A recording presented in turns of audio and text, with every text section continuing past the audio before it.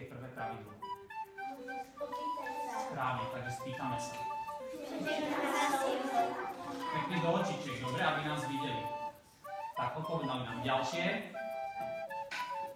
Zoberieme si očičky a priložíme ich na rameníka.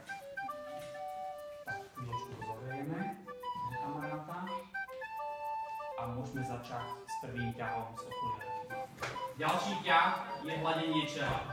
Takže u toho budeme stáť, lebo keby sme kláčali, tak sa tam nedostaneme, nedotiahneme na toho kamaráta. Takže postavíme sa na ňo. Môžeme si hlavičku pohodlne oprieť o seba, ako je mu to pohodlné. Použijeme zasa celé dlane a priložíme na stred čelička. Malíček môže byť kľudne na obočí a druhú ručičku dáme k tomu.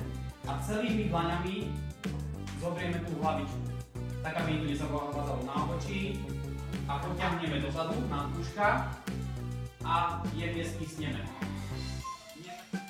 Ďalší ťah si dáme kaďarníka. Určite ste boli z kaďarníka alebo s mamičkami, alebo aj vám tam niekedy umývali hlavu. Tak postavíme sa pekne za kamaráta, spravíme si také hrabličky alebo hrebenie, predstavíme si, že sme tam šampón a krásne zajdeme do vlasov a budeme ho masírovať po celej hlave. To veľmi príjemné, nie ďochkať, ale pekne masírovať končekami prstov. Pozor na nechtíky, nie nechtami, ale pekne poduškami prstíkov.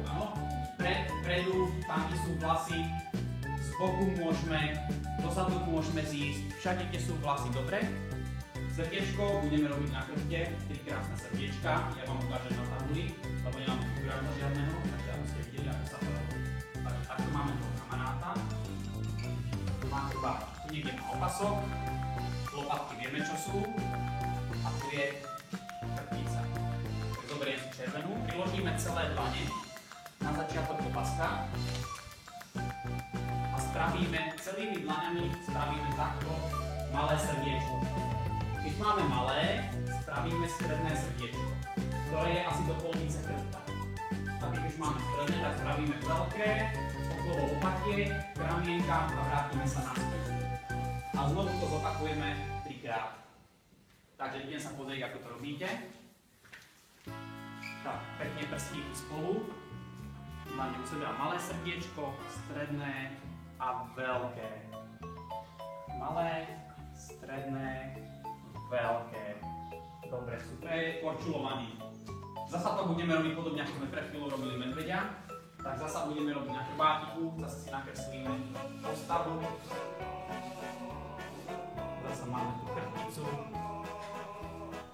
A teraz budeme korčulovať popri chrbtici.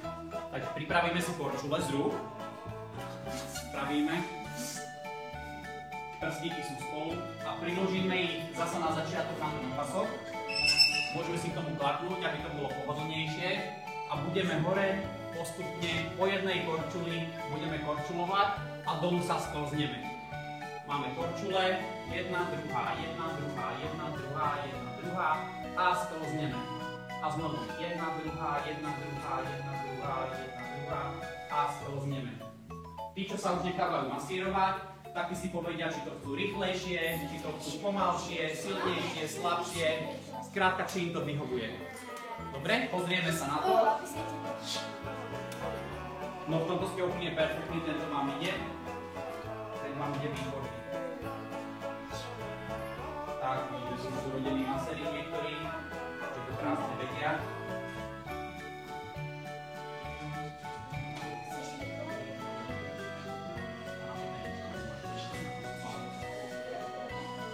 Príjmenka už je posledné.